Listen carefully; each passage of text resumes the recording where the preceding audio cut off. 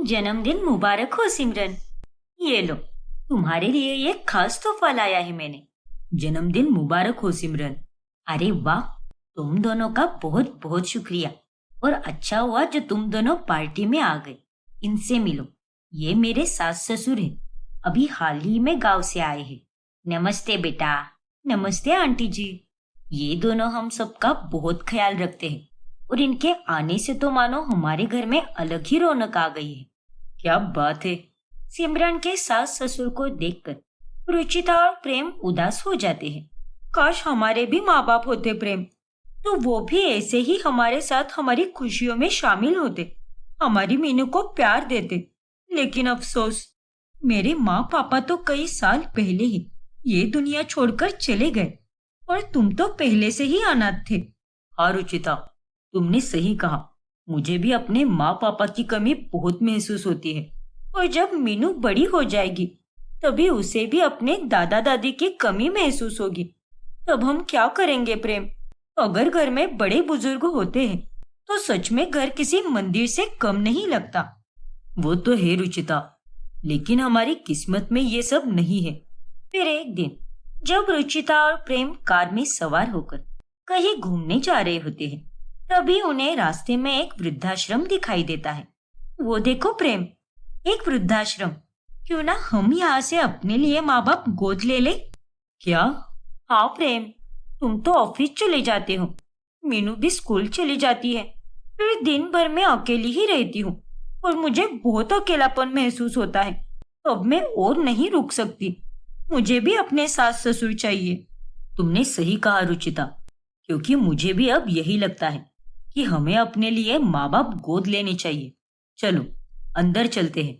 फिर वो दोनों वृद्धाश्रम से विद्या और उमाकांत नाम के एक जोड़े को अपने माता पिता के तौर पर गोद ले लेते हैं।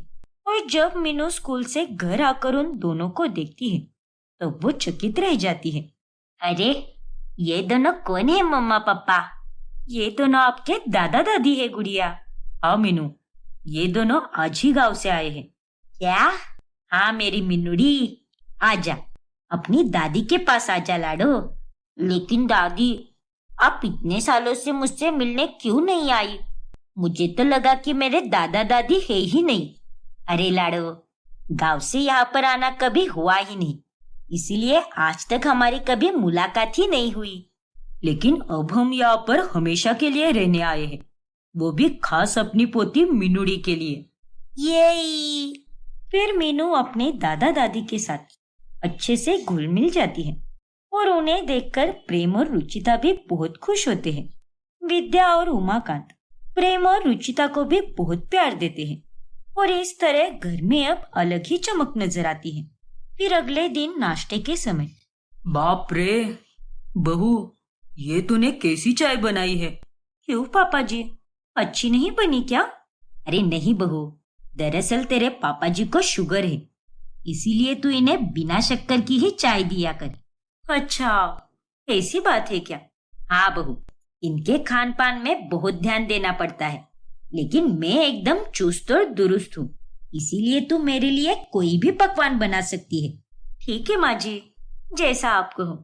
लेकिन बहू, पूरी तरह बंदी नहीं है मुझे, मैं कभी कभार मीठा और तला भुना भी खा सकता हूँ। बिल्कुल भी नहीं, खबरदार जो आपने ऐसा कुछ खाया तो। बहू, हरगिज इन्हें ऐसा कुछ भी मत देना, समझ गई ना? लेकिन भाग्यवान, अरे अब इस उम्र में इतनी हिटलर मत बनो ना। अरे आप कैसे हो मैं अच्छे से जानती हूँ, इसीलिए वक्त वक्त पर मुझे ये रूप धारण करना ही पड़ेगा। आप दोनों भी ना, सच में बहुत क्यूट हो। आप दोनों को किसी के नजर ना लगे। शुरुआत में तो सब कुछ अच्छा ही होता है, लेकिन बाद में रुचिता को उनसे तकलीफें होने लगती हैं। हे भगवान, पिछले 3 घंटों से मैं रसोई में खड़ी हूँ। मीनू का अलग खाना, माँ जी का अलग, पापा जी का अलग और मेरे और प्रेम का अलग। बाप रे, काम पे काम, इतना सारा काम करके तो मैं पागल ही हो जाऊंगी। बहू, अरे मेरी मटार कचौरियाँ बनी कि नहीं? और मेरी एयर फ्राइड पूरी और शुगर फ्री खीर। हाँ हाँ हो गया, ला रही हूँ। दिन भर बस ठूसते ही रहते हैं, जैसे कि जन्मों जन्मों के भूखे हो। फिर रुचिता जाकर उन दोनों को खाना देती है। कचौरियाँ तो अच्छी बनी है, बस थोड़ी और खस्तेदार हो जाती तो बहुत मजा आ जाता। चटनी भी ठीक ठाक ही बनी है। इस बुढ़िया के भी कम नखरे नहीं है। जो दे रही हो वो चुपचाप खाने नहीं आता इसे, चाहे गोद ही लिया हो। लेकिन आखिर सास जो ठहरी और इतिहास गवाह है, सास कभी सीधी हो ही नहीं सकती। फिर एक दिन, ये क्या प्रेम, तुमने सिर्फ इतने ही पैसे क्यों दिए हैं मुझे? अरे मुझे भी अपनी सहेलियों के साथ बाहर जाना है, अपने लिए छोटा मोटा सामान खरीदना है, मुझे एक्स्ट्रा के पैसे दे दो। नहीं रुचिता, मैं तुम्हें अब एक्स्ट्रा के पैसे नहीं दे पाऊंगा, क्योंकि घर में माँ पापा के आने के बाद खर्चे भी काफी बढ़ गए हैं। इसीलिए अब से मुझे सोच समझकर ही पैसे खर्चने होंगे। क्या? इतना कहकर प्रेम बाहर से चला जाता है और रुचिता को बहुत गुस्सा आता है। ये मेरे सास ससुर आने के बाद तो मेरी जिंदगी खराब ही हो गई है। फिर एक दिन, अरे बहू, प्रेम से कह दे बेटा कि मुझे भी अच्छी अच्छी साड़ियां ला दे, जैसे तू पहनती है। क्या? और तुम्हारे कमरे की तरह हमारे कमरे में भी एसी और टीवी लगवाना है। मैं आज ही प्रेम से बात करूंगा इस बारे में। ठीक है माँ जी, पापा जी। अरे ये दोनों यहाँ पर हमें प्यार देने आए हैं या फिर हमें कंगाल करने? इनकी बातें सुनकर तो मेरा सर चकरा रहा है। फिर एक दिन रुचिता मीनू को अपने सास ससुर के भरोसे छोड़कर मार्केट चली जाती है। लेकिन वापस आने के बाद, माँ जी, पापा जी, मीनू कहाँ पर है? पता नहीं बहू, हम तो अभी सोकर उठे हैं। हाँ बहू, और हम जब जाग रहे थे तब तो वो यही खेल रही थी घर में। क्या? अरे आप दोनों इतने लापरवाह कैसे हो सकते हो? एक छोटी सी बच्ची भी संभाली नहीं जाती क्या आपसे? और इतनी कौन सी मेहनत करते हो आप दोनों, जो आप दोनों को इतनी नींद आ गई? फिर वो तीनों मिलकर मीनू को पूरे घर में ढूंढते हैं और तब रुचिता देखती है कि मीनू अपने ही कमरे में एक कोने में जाकर ब्लैंकेट ओढ़कर सो रही है। हुश, अब मेरे जान में जान आई। क्या बहू तू भी? अरे क्या तू भी का क्या मतलब?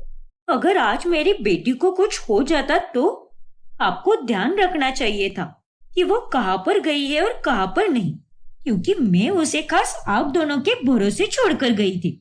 माफ करना बहू, लेकिन हम अगली बार ऐसा होने ही नहीं देंगे। हम चौकन्ना रहकर मीनू पर पूरा ध्यान देंगे। हाँ बहू। ऐसे ही एक दिन वो पांचों पिकनिक मनाने जाते हैं। वाह, कितनी सुंदर जगह है ये। क्यों प्रेम? हाँ रुचिता, सच में आज तो हम रात भर यहीं पर रुकेंगे। ये तब बहुत मजा आएगा। हाँ मीनू। ना बाबा ना, ऐसा मत करो, यहाँ पर मत रुको बेटा। लेकिन क्यों माँ जी? अरे यहाँ पर कितनी ठंड है, यहाँ का मौसम भी सही नहीं है। उमाकांत जी और मेरी तबीयत खराब हो जाएगी, इसलिए जल्दी चलो यहाँ से। लेकिन माँ पापा। प्रेम बेटा, हमारी बात मानो और अब आधे घंटे में सूर्यास्त होने से पहले हम यहाँ से निकल लेते हैं। खामखा मीनू की भी तबीयत खराब हो सकती है। नहीं पापा जी, ऐसा कुछ भी नहीं होगा। अरे आप लोगों ने गर्म कपड़े तो पहन ही रखे हैं ना, और मीनू आप दोनों की तरह कमजोर बिल्कुल भी नहीं है। नहीं बहू, हमने एक बार कह दिया सो कह दिया। फिर उमाकांत और विद्या के कहने पर उन लोगों को वहां से निकलना ही पड़ता है, जिस कारण रुचिता और प्रेम का मूड खराब हो जाता है। अब दिन ब दिन विद्या और उमाकांत एक प्रकार से रुचिता और प्रेम की नाक में दम करने लगते हैं। चलो प्रेम, मैं तैयार हो गई हूँ। आज तो मूवी देखने में बहुत मजा आएगा, क्योंकि इतने दिनों बाद हम दोनों अकेले जा रहे हैं। हाँ रुचिता, हर बार तो हमें मीनू को साथ ही ले जाना पड़ता था, इसीलिए हम कोई रोमांटिक मूवी भी नहीं देख सकते थे। लेकिन अब घर पर माँ पापा है, तो वो दोनों मीनू का ख्याल अच्छे से रख सकते हैं और हम दोनों भी मूवी आराम से एंजॉय कर सकते हैं। हाँ प्रेम, मैंने तो उन्हें उस दिन बहुत सुनाया था, इसीलिए आज वो उसका अच्छे से ख्याल रखेंगे। फिर वो दोनों जब जा रहे होते हैं, तभी वहां पर विद्या और उमाकांत आकर उन्हें रोक लेते हैं। अकेले अकेले कहाँ जा रहे हो बच्चों? मूवी देखने के लिए हमें भी साथ लेकर चलो। हाँ बच्चों, इतने साल बीत गए, लेकिन हम सिनेमा घर में गए ही नहीं। इसीलिए मैं और उमाकांत जी और मिनुड़ी भी आएंगे तुम्हारे साथ। क्या? और एक बार फिर से गोद लिए हुए माँ बाप के कारण रुचिता और प्रेम का मूड खराब हो जाता है। फिर एक दिन जब रुचिता कड़ी मेहनत करके पूरे घर की सफाई करती है, तभी थोड़ी देर बाद में विद्या और उमाकांत मीनू के साथ मिलकर पेंटिंग करके सारा पेंट फर्श पर गिरा देते हैं और पूरे घर को गंदा कर देते हैं। और ये सब देखकर रुचिता गुस्से से लाल हो जाती है। माँ जी, पापा जी, ये सब आपने क्या कर दिया? घर को कितना गंदा किया है आपने। माफ कर दे बहू। हाँ बहू, वो हम मीनूड़ी से पेंटिंग करना सीख रहे थे। अरे आप दोनों इतने बुजुर्ग होकर भी इतनी सारी बेवकूफियां कैसे कर सकते हो? सच में आप दोनों ने तो मुझे परेशान करके रख दिया है। अब आप दोनों मुझे सहारा नहीं बल्कि बोझ लगने लगे हो। पता नहीं कौन सी मनहूस घड़ी थी वो, जब हमने आप दोनों को यहाँ लाने का फैसला लिया। इतना कहकर रुचिता वहां से चली जाती है और उसकी कड़वी बातें सुनकर विद्या और उमाकांत बहुत दुखी हो जाते हैं और वो दोनों घर छोड़कर वापस वृद्धाश्रम चले जाते हैं। मुझे वृद्धाश्रम से फोन आया था रुचिता। माँ और पापा हम पर बोझ नहीं बनना चाहते, इसीलिए वो दोनों वापस वृद्धाश्रम चले गए। अरे अच्छा ही हुआ जो वो दोनों वापस चले गए। अरे हमारा ही दिमाग खराब हो गया था जो हमने उन्हें गोद ले लिया। वो दोनों तो वहीं पर सही है। यहाँ आकर तो मेरे दिमाग की दही करके रख दी उन्होंने। और मेरे लिए तो तुम दोनों ही काफी हो। हमें किसी माँ बाप की कोई जरूरत नहीं है। हाँ रुचिता, शायद तुम सही कह रही हो। ऐसे ही कुछ दिन गुजरते हैं और फिर एक रोज, अरे रुचिता, तुमने ये फीकी चाय क्यों बनाई है? अरे मैं तो भूल ही गई प्रेम। मैं पापा जी के लिए रोज शुगर फ्री चाय बनाया करती थी। अब वो दोनों तो इस घर को छोड़कर चले गए, लेकिन आज भी उनकी यादें इस घर के कोने कोने में बसी हुई है। हाँ रुचिता, उन दोनों के यहाँ से जाने के बाद फिर से घर में अंधेरा छा गया है। हाँ प्रेम, सो तो है। मम्मा पापा, दादा दादी वापस कब आएंगे? मुझे उनसे बात करनी है। जब वो दोनों यहाँ पर थे तब वो मेरे साथ बहुत खेलते थे, मेरे साथ पेंटिंग भी करते थे और मुझे पार्क भी लेकर जाते थे। हमें कितना मजा आता था, लेकिन उनके जाने से तो मुझे बहुत सैड सा लग रहा है। हाँ मेरा बच्चा, कोई बात नहीं मीनू, मैं जल्द ही तुम्हारी उनसे बात कराऊंगी। अब तुम जाओ, जाकर अपना होमवर्क कर लो। ओके मम्मा। फिर एक दिन जब प्रेम का जन्मदिन आता है, तभी उसे विद्या की बहुत याद आती है। विद्या माँ के आने के बाद मेरी सगी माँ की कमी पूरी हुई थी, क्योंकि उन्होंने मुझे दिल से प्यार किया। सच में आज उन दोनों की मुझे बहुत याद आ रही है। हाँ प्रेम, आज उन्हें यहाँ पर होना चाहिए था, हमारे साथ हमारी खुशियों में शामिल होना चाहिए था। हाँ रुचिता, तुमने सही कहा, लेकिन शायद हम गलत थे, क्योंकि अगर उनकी जगह पर हमारे सगे माँ बाप होते ना, तो उनके साथ हम ऐसा कभी नहीं करते। वो दोनों तो यहाँ से चुपचाप चले गए, लेकिन हम दोनों कितने निर्दयी हैं। हमने तो उन्हें वापस आने के लिए कहा तक नहीं, ना ही उनसे बात करने की कोशिश की। हाँ प्रेम, घर में शांति से ज्यादा नोक-झोंक, हंसने रोने चिल्लाने की आवाजें और बड़े और छोटों का होना ही अच्छा होता है। और इन सब के कारण ही ईंट पत्थर का ये मकान सही मायनों में घर बनता है।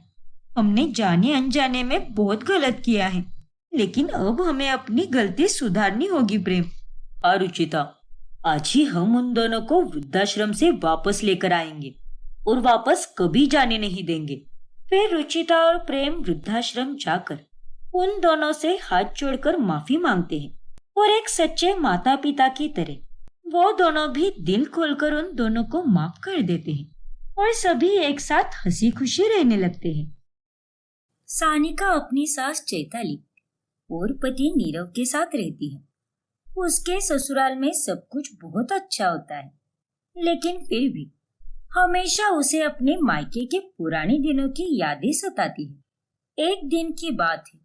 ओफो, ये सर दर्द तो रुकने का नाम ही नहीं ले रहा।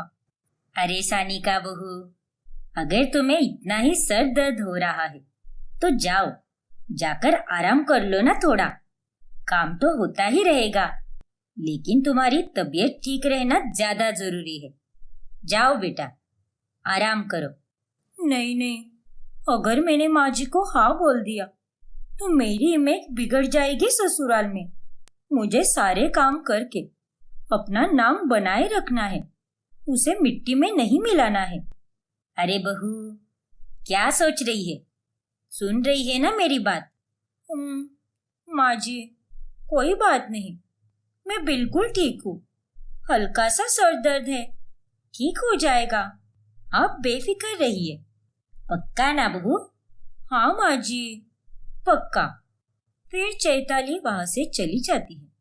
अगर यहाँ पर मेरी माँ होती तो वो मुझे हक से कहती कि जा, बेडरूम में जाकर सो जा, वरना मुझसे बुरा कोई नहीं होगा।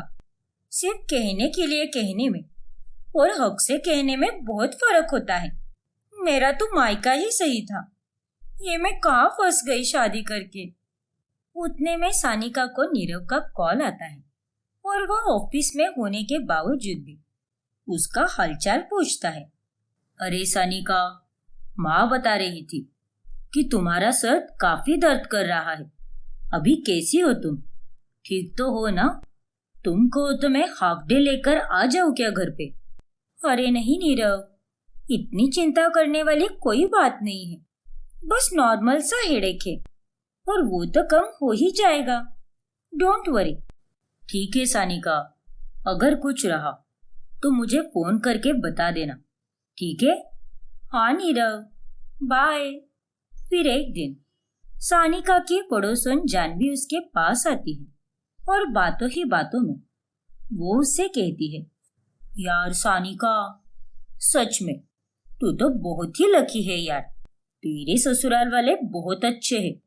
तेरी सास तुझसे कितने प्यार से बात करती है और एक मेरी सास है जिसका मुंह किसी गटर से कम नहीं है। दिन रात बस गंदगी ही बकती रहती है और मुझे ताने भी देती है। अरे क्या अच्छे ससुराल वाले हैं। अच्छा ससुराल तो वो होता है जहाँ मायके की कमी ही महसूस ना हो। यहाँ पर एक बहू होने के नाते मेरे कंधों पर 100 जिम्मेदारियां हैं। कभी मन ना किया या कभी कोई पर्सनल टेंशन हो तो उसके बाद भी मुझे हर हाल में काम करना ही पड़ता है। मायके में अगर ऐसा कुछ हो जाए तो मैं आराम से बेड पर लेट सकती हूँ और घर में कोई कुछ बोलेगा भी नहीं, लेकिन यहाँ पर वैसा फ्रीडम और वैसा अपनापन मुझे नहीं लगता यार।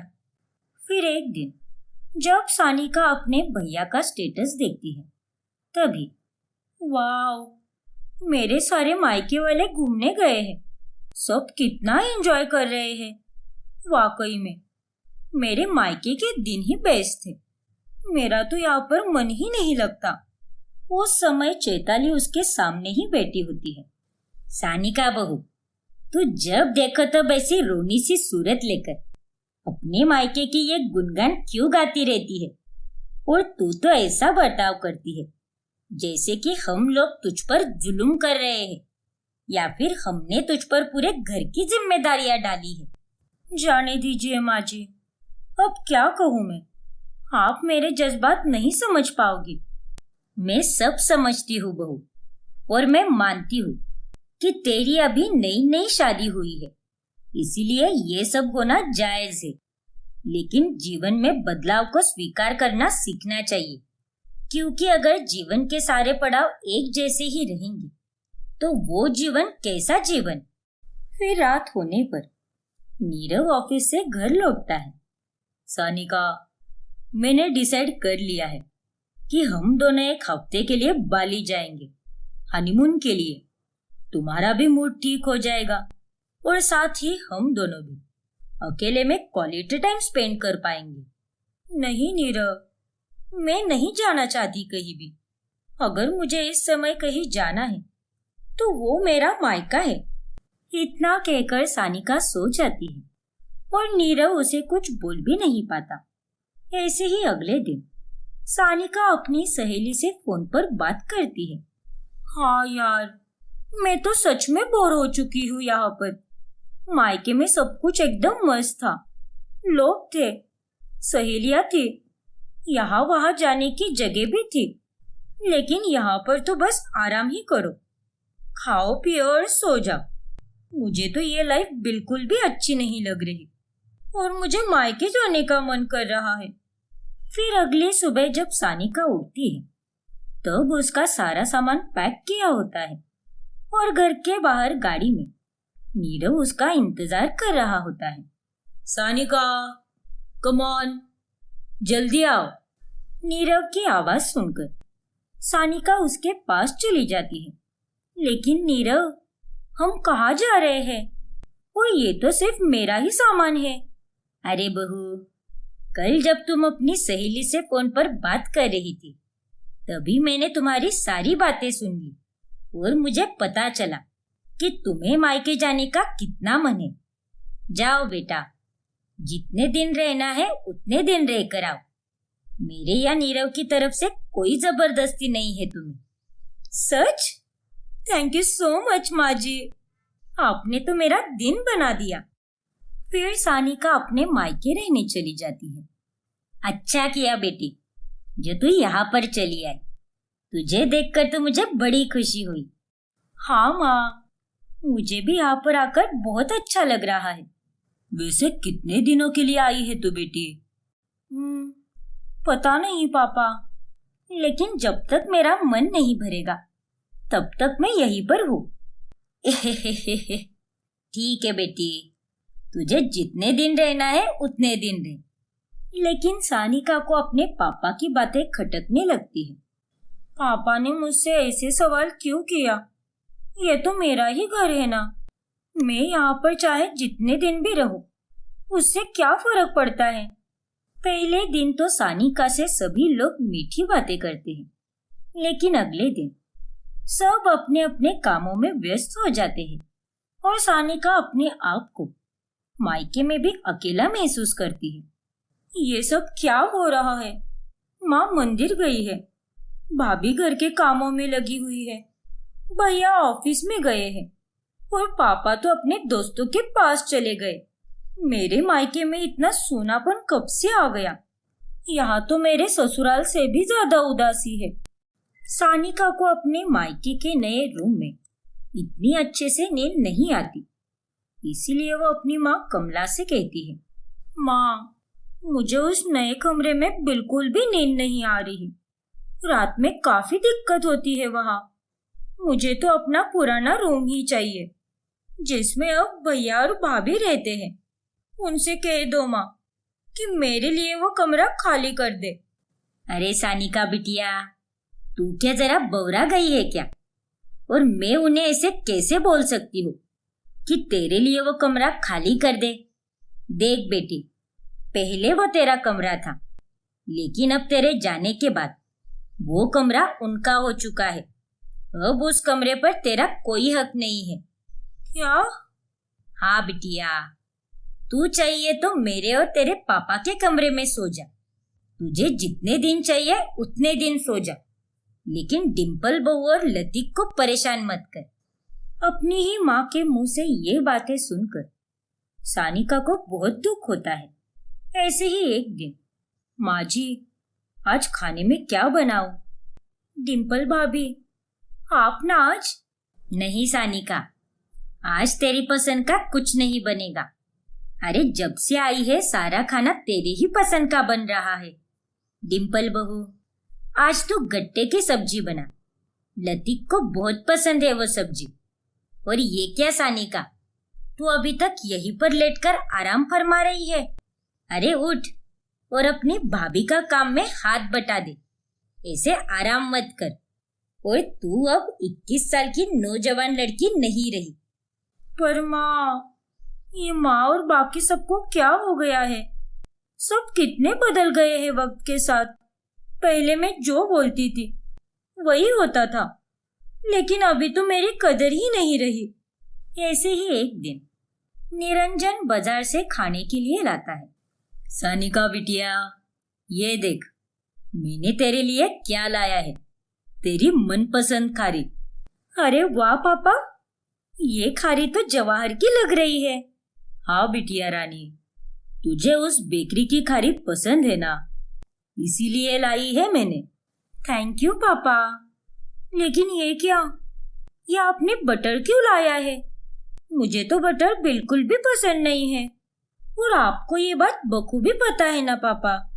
अरे बेटा, ये बटर तेरे लिए नहीं है, बल्कि ये तो डिम्पल बहू के लिए है। उसे ये बटर बहुत पसंद है, इसीलिए उसके लिए लाया है मैंने। अब तेरे साथ साथ हमारी बहू भी तो हमारी बेटी ही है ना। ये लोग तो फिर शुरू हो गए। मेरा प्यार, मेरा दर्जा अब डिम्पल भाभी को मिलते जा रहा है। इन्हीं बातों को सोच सोच कर सानिका एक दिन अपने कमरे में उदास बैठी होती है। तभी कमला उसके पास आकर कहती है, सानिका बिटिया, क्या हुआ है तुझे? आखिर तेरा मुंह इतना उतरा हुआ क्यों है? आप तो मुझसे कोई बात मत करो माँ, ये सब आप लोगों के कारण ही हुआ है। क्या? लेकिन हमने तेरे साथ ऐसा क्या किया है बेटी? सब कुछ बदल चुका है माँ। आप लोग मुझे पहले जैसा प्यार नहीं करते। अरे आपने तो मुझे मेरा कमरा भी नहीं लौटाया, और आप और पापा दोनों भी बस भाभी की ही तरफदारी करते रहते हो। सारा मेरा प्यार भाभी को देते हो। भैया भी मेरे लिए वक्त नहीं निकालते। मुझे मेरे ही घर में काम करवाते हो आप लोग। नहीं बिटिया, तू जो कुछ भी सोच रही है वो सब गलत है। देख बेटी, अगर तेरे ससुराल में तेरी ननद आ जाए और वो तुझे अपना कमरा खाली करने के लिए बोले तो तुझे कैसा लगेगा? बता मुझे। अरे वो भी इस घर की बहू है, और हम उसे बहू नहीं बल्कि अपनी बेटी ही मानते हैं, और हम अपनी बेटी के साथ ऐसा बर्ताव नहीं करते हैं। अगर तेरे ससुराल वाले तेरे साथ ऐसा बर्ताव करे तो तुझे कैसा लगेगा? ये बातें सुनकर सानिका सोच में पड़ जाती है। देख बेटी, तू और डिम्पल हमारे लिए एक बराबर है, और तेरे ससुराल वाले तेरे से लाड़ प्यार नहीं करते क्या? अरे तेरा पति तो कितना अच्छा है, और तेरी सास भी। अरे वो तो मुझे हर रोज फोन करके पूछती है कि कैसी है हमारी बेटी। मन तो लग रहा है ना उसका वहां पर। और एक तू है निर्लज्ज। अरे तूने तो यहाँ पर आने के बाद एक बार तो अपनी सास को फोन किया है क्या? नहीं माँ। अरे उन लोगों ने तो तुझे अपना बना ही लिया है, लेकिन तेरी जान तो अभी तक अपने मायके में ही अटकी हुई है। ऐसा नहीं होता बेटी। तू जिंदगी में जहां भी जाएगी बदलाव तो होता ही रहेगा। कभी कोई चीज एक बराबर नहीं रहेगी, हालात बदलते ही रहेंगे, और यही जीवन का सत्य है। अब जब हमारे पोता पोती होंगे तो हम उनसे ज्यादा प्यार करेंगे। समय के साथ साथ प्यार कम नहीं होता बेटी, वो तो बस बढ़ता जाता है, और प्यार बांटने से ही बढ़ता है। कमला की बातें सुनकर सानिका की अकल अब ठिकाने पर आ जाती है। माँ, आपने जो भी कहा है बिल्कुल सही कहा है, and thank you so much माँ, मेरी आंखें खोलने के लिए। और अब मुझे अपने ससुराल जाना है। नहीं नहीं, ससुराल नहीं बल्कि अपने घर जाना है। ये हुई ना बात मेरी बेटी। सानिका भावुक होकर अपने ससुराल चली जाती है, और घर जाते ही अपनी सास चैताली के गले लगती है। अरे क्या हुआ बहू, मायके में सब ठीक तो है ना? हाँ माँ जी, सब ठीक है। फिर सानिका चैताली और नीरव को सारी बातें बताती है कि कैसे उसे अपनी ससुराल की अहमियत का एहसास हुआ है। माँ जी, मुझे माफ कीजिए, मुझे मेरी गलती पता चल गई है। मैं तो बस अपने भूतकाल में ही जीती रही, और जो मेरा आज है उसे तो मैंने देखा ही नहीं। मेरा आज भी कुछ कम सुंदर नहीं है। माफ कर दीजिए मुझे। मैंने आप दोनों के प्यार को समझा ही नहीं, और ना ही कभी उसकी इज्जत की। फिर चैताली और नीरव दोनों सानिका को माफ कर देते हैं, जिसके बाद सानिका अपने ससुराल में खुशी से रहने लगती है। रितु की ननंद ईशानी की शादी उनके घर के एक पड़ोस वाले लड़के संदीप से होती है। इस बात से रितु और उसकी सास मुक्ता बहुत खुश होती है। चलो अच्छा ही हुआ, ईशु की शादी भी अच्छे से और पूरे विधि विधान के साथ हो गई। और तो और उसका ससुराल भी पास में ही है, जिस कारण वो हमसे दूर भी नहीं गई। हाँ माँ जी, इसी बहाने ईशु हमारे नजरों के सामने रहेगी और प्यार भी बना रहेगा, है ना?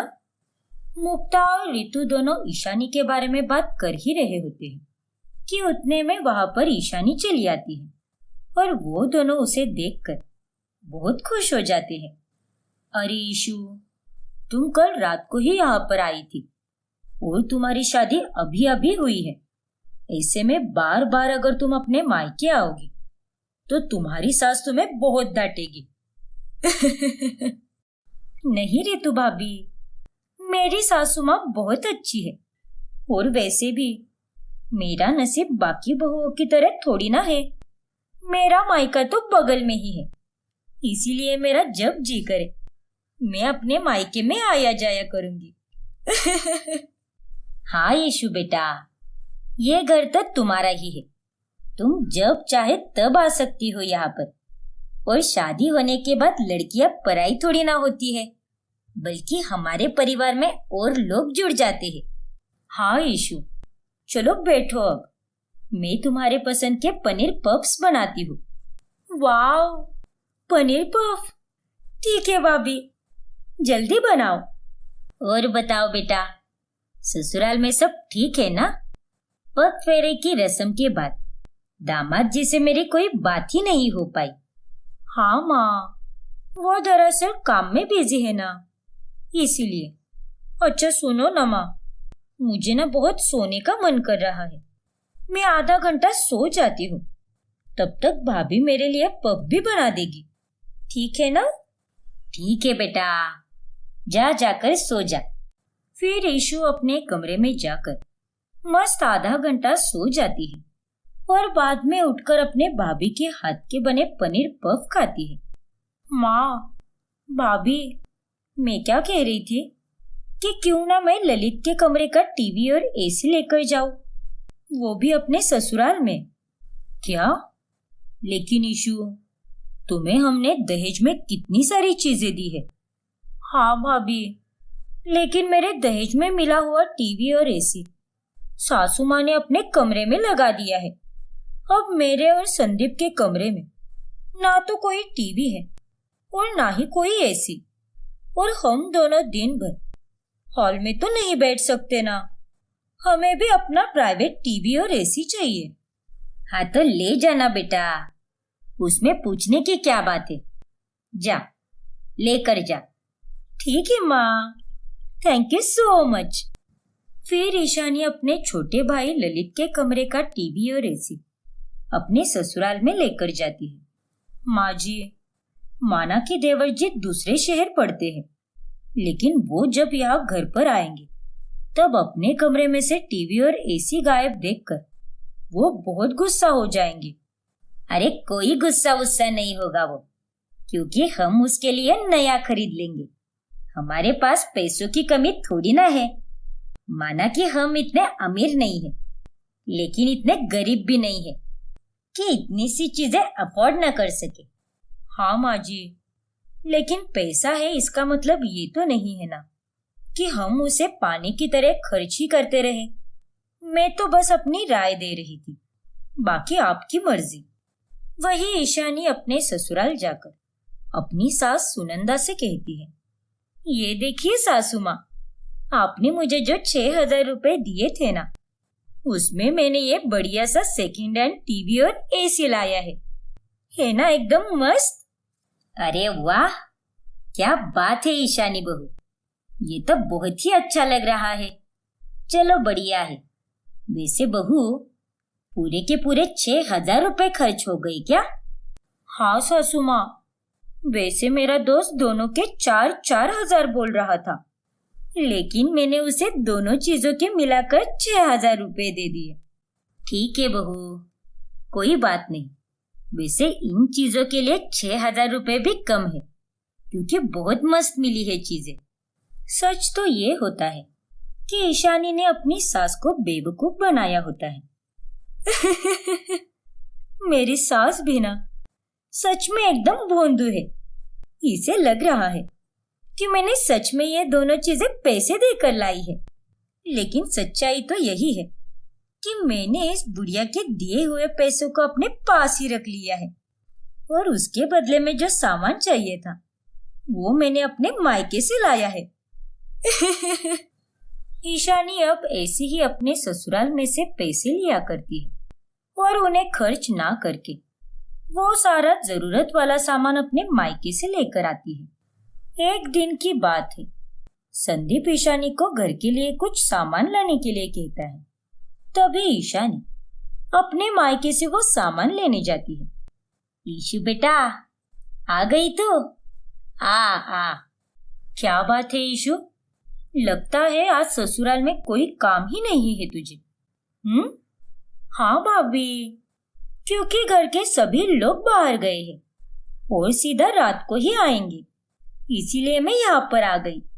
अच्छा, ऐसी बात है क्या? हाँ भाभी। अरे वाह, ये क्या है? नए नए शर्ट्स? हाँ ईशु, तुम्हारे भैया को तोहफे में मिले हैं उनके जन्मदिन पर। लेकिन रितु भाभी, भैया तो इस तरह के शर्ट बिल्कुल भी नहीं पहनते। हाँ ईशु, मुझे पता है, वो ऑफिस के लिए प्लेन शर्ट ही पहन कर जाते हैं। तो क्यों ना मैं इन्हें संदीप को दे दूं? उनका और भैया का साइज भी तो सेम है। क्यों माँ, सही कहा ना मैंने? हाँ बेटा, सोच क्या रही है, लेकर जाना। ठीक है माँ, लेकिन अरे ले जा बेटा। पूरा दिन ईशु अपने मायके में ही आराम फरमाती है और शाम में भी रितु से ही अपने ससुराल वालों का खाना बनवाकर उन्हें पैक करके लेकर जाती है। जब ईशानी देखती है कि घर में राशन आया हुआ है, तब वो उनमें से भी आधा राशन अपने ससुराल लेकर जाती है। अरे ईशु, ये क्या? पोहा, चावल, सूजी, दाल, दूध, बेसन, ये सब सामान तुमने अपने लिए क्यों रख लिया? तुम्हारे ससुराल वालों के लिए मैंने उस थैली में खाना पैक कर दिया है। अरे भाभी, अब आपको क्या ही बताऊं, मेरे ससुराल में जिस क्वालिटी का राशन आता है वो बिल्कुल भी अच्छा नहीं होता, इसीलिए मैं अपने लिए अलग से लेकर जा रही हूँ। अब ज्यादा थोड़ी ना है, थोड़ा सा ही तो है।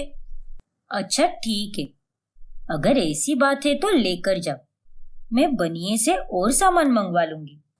अब धीरे धीरे रितु को ईशानी की ये हरकतें बिल्कुल भी अच्छी नहीं लगती। ऐसे ही ईशानी मीठी मीठी बातें करके अपने मायके में से कभी अपनी भाभी की साड़ी, तो कभी घड़ी या बर्तन, तो कभी अपनी माँ के गहने ले जाया करती है और ससुराल वालों द्वारा दिए गए पैसों को अपने पास ही जमा करती है और उनसे झूठ कहती है कि ये सामान उसने उनके ही पैसों से लाया है। फिर एक दिन ईशानी की माँ मुक्ता की तबीयत खराब हो जाती है। तब अपनी माँ को देखने के लिए ईशानी अपनी सास सुनंदा के साथ अपनी मायके आ जाती है। तभी ईशानी रितु के पास जाकर कहती है, रितु भाभी, मेरी सासू माँ को कुछ भी मत बताना कि मैं यहाँ से थोड़ा बहुत सामान लेकर जाती हूँ। हाँ, लेकिन ऐसे क्यों भला? उन्हें पता नहीं है क्या? और अगर ऐसा है तो तुमने ये बात उनसे क्यों छुपाई? ऐसे ही भाभी, अच्छा नहीं लगता ना, इसीलिए। अरे ईशानी बहू, रितु, क्या बातें हो रही है तुम दोनों के बीच? तनिक यहाँ तो आओ और बैठकर बातें करो। जी काकी जी। हाँ आती हूँ सासू माँ। ईशानी की उस बात को लेकर रितु के मन में अब शक पैदा हो जाता है। ईशु ने मुझसे वैसे क्यों बोला होगा? अब इन 2 महीनों में ईशु ने लगभग आधा मायका खाली तो कर ही दिया है। ना जाने इतने दिनों में वो घर की कितनी सारी चीजें लेकर गई है, तो उसमें सुनंदा काकी से छुपाने वाली क्या बात है? ये बात मुझे कुछ हजम नहीं हो रही। फिर एक दिन सुनंदा ईशानी को बाजार से एक नया लैंप खरीदी करने के लिए पैसे देती है, लेकिन हमेशा की तरह ईशानी उन पैसों को अपने पास ही रख लेती है और उसके बदले अपने मायके जाकर वहां से लैंप लेकर अपने ससुराल आती है। देखिए सासू माँ, है ना एकदम कमाल का लैंप। इसकी लाइट की क्वालिटी भी कितनी अच्छी है और इसका रंग भी, है ना एकदम सुंदर।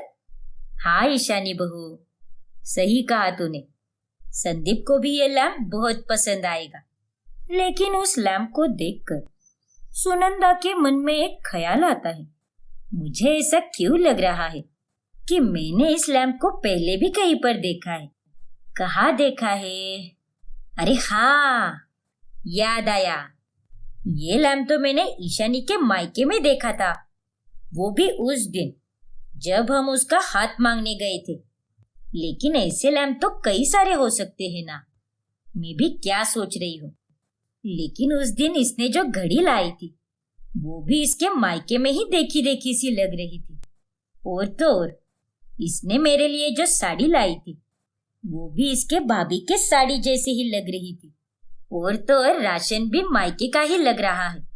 वो लोग उसी कंपनी के पदार्थ इस्तेमाल करते हैं, फिर चाहे वो बेसन हो या फिर दाल। कहीं मेरे मन में चल रहा शक सही तो नहीं। लगता है ईशानी मुझसे पैसे तो लेती है, लेकिन सारी चीजें अपने मायके से लेकर आती है। पता नहीं उन पैसों का क्या करती है ये चुड़ैल। फिर सुनंदा इस बात का पता लगाने के लिए रितु को कॉल करती है और उससे सारी सच्चाई पूछती है, जिसके बाद रितु उन्हें सारी सच्चाई बता देती है कि ईशानी अपने मायके से ही सारी चीजें लेकर जाया करती थी।